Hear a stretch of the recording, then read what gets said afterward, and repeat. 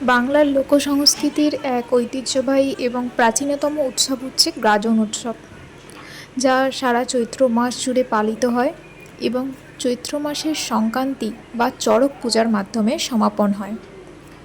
আমাদের গ্রামেও এই প্রাচীন লোকসংস্কৃতির উৎসব খুব ধুমধাম করে পালিত হয়।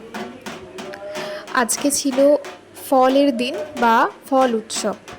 এই দিন সন্ন্যাসীরা সারা গ্রাম ঘুরে মানুষের বা গাছ থেকে ফল সংগ্রহ করে এবং বলা ভালো যে বিশ্বাস মতে যেসব গাছে ফল হয় না সেই সব গাছে এনারা সবাই মিলে কোল দেন এবং ওঠেন, যাতে সেই গাছ ফলে ভরে ওঠে।